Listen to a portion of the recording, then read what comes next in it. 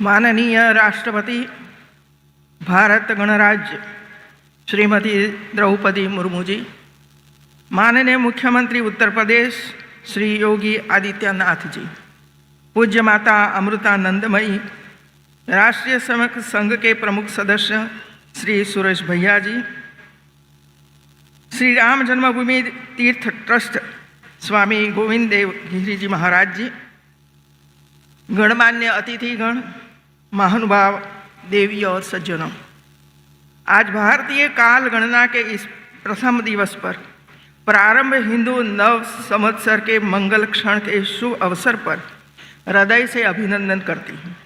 यह नव वर्ष सबके जीवन में नव चेतना, नव ऊर्जा और नव संकल्प का संचार करे। आज इस पावन अवसर पर श्री राम जन्मभूमि तीर्थ क्षेत्र में आयोजित इस पुनीत कार्यक्रम में उपस्थित होकर मेरा मन हर्षित है। यह शुभ और पावन संयोग है कि जब राम मंदिर के द्वितीय तल के गर्भगृह में श्री राम यंत्र की स्थापना जो हो रही है, उसी क्षण हिंदू नववर्ष का प्रथम प्रभात अपने स्वर्णिम आंचल के साथ उदित हो रहा है। अयोध्या भूमि आस्था, श्रद्धा और सनातन संस्कृति की अनंत धारा का जीवंत प्रतीक है, जहाँ प्रत्येक कण में मर्यादा, धर्म और आदर्शों की सुगंध व्याप्त है।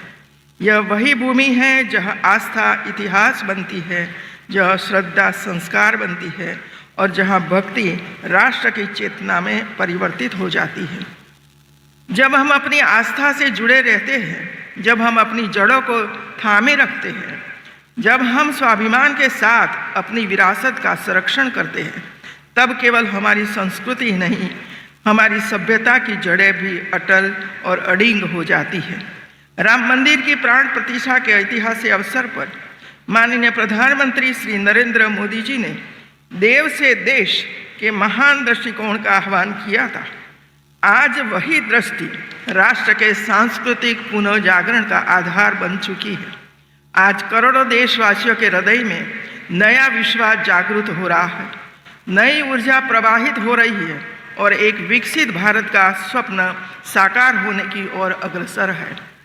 वह अद्भुत कालखंड, यह अलौकिक वातावरण, वह अविस्मरणीय उत्सव जब मर्यादा पुरुषोत्तम श्री राम लला अयोध्या की पावन धरती पर पुनः विराजमान हो रहे थे, उस दिव्य क्षण की साक्षी बनना मेरे जीवन का परम सौभाग्य है।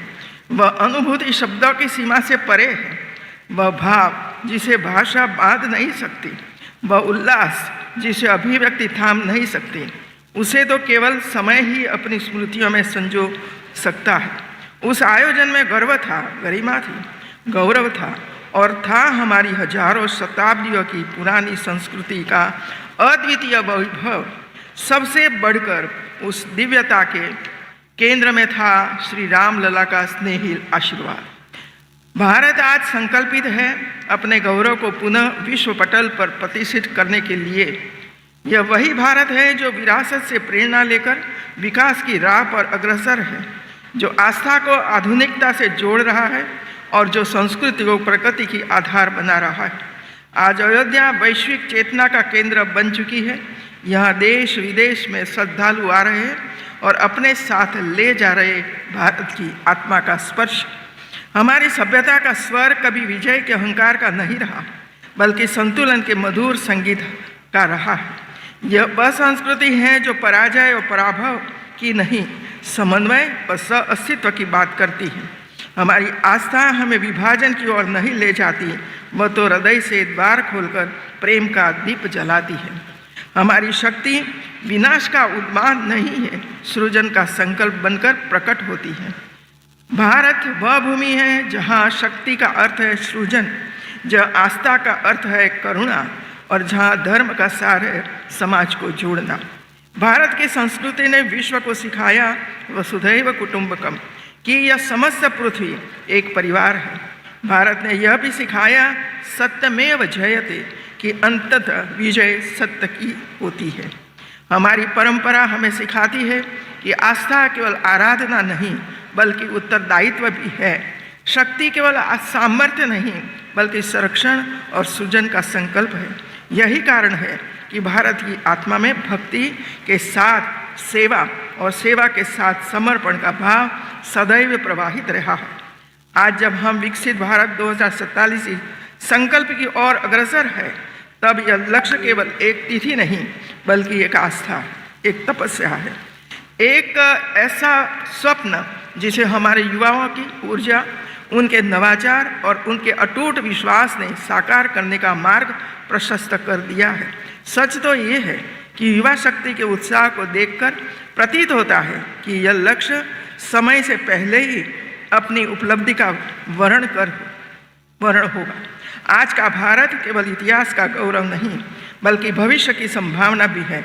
नया भारत चंद्रमा पर तिरंगा लहराकर अपनी वैज्ञानिक क्षमता का उद्घोष करता है। नया भारत सूर्य की ओर बढ़ते हुए आदित्य मिशन के माध्यम से ज्ञान के नए द्वार खोलता है।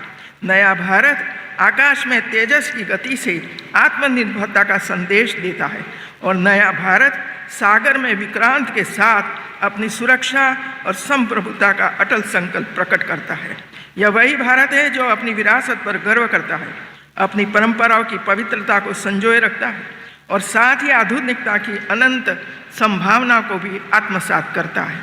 यहाँ अतीत की गहराई और भविष्य की ऊंचाई दोनों एक साथ चलती हैं।